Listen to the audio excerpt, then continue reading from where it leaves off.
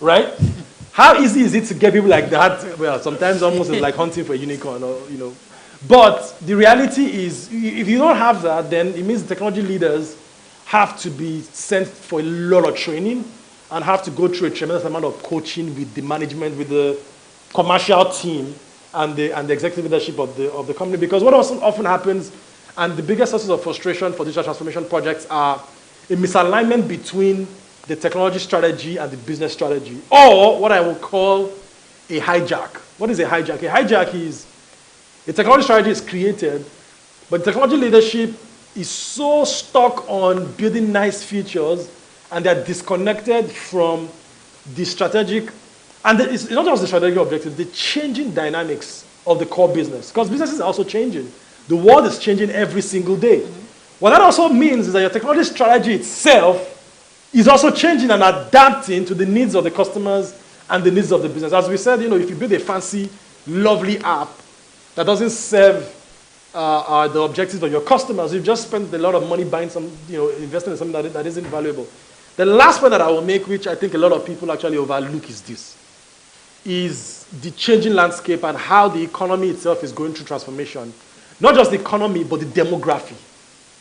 So if you look at Nigeria today, the average Nigerian today is age 19.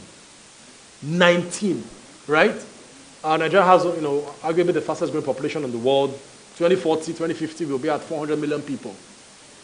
If, as an organization today, a lot of your strategies are designed to create products for people aged 35 and above, in the next 10 years, obviously, you will enter into relevance, right? So the question is, when you understand how the economy is evolving, how the demography is evolving, how, even though young people, we know that we young people we are poor, right? Yes, we don't have money, right? One 50-year-old person's deposit in the bank is equal to like 1,000 young people. So I understand why historically, especially banks and financial institutions and even manufacturing organizations tend to focus a lot on the top 1, 2, 3, 5% of the population, right?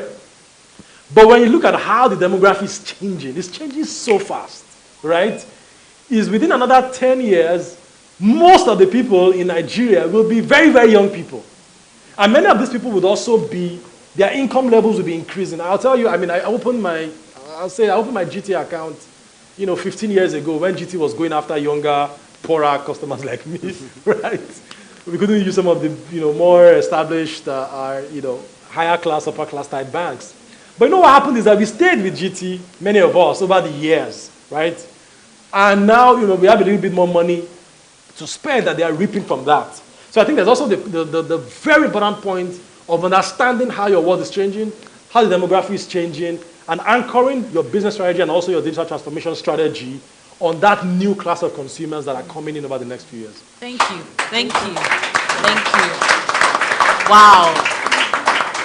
It feels like we just finished the ISN/Cloud Pro 701. So we can now graduate and we can be giving our certificates. I want to say a big thank you to my panelists for doing a beautiful job, a beautiful work. Please put your hands together for them.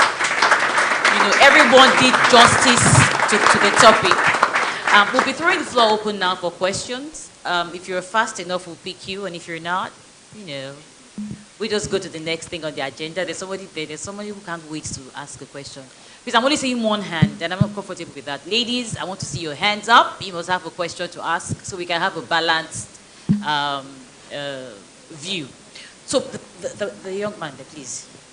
Can somebody give him a microphone, please? Thank you. Good morning. My name is Bayo.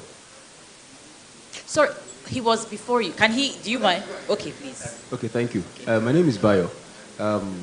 I work with Linkage Assurance PLC.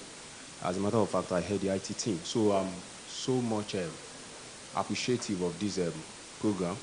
It's a very good one. But I have two questions. In the journey of digital transformation, I've come to realize that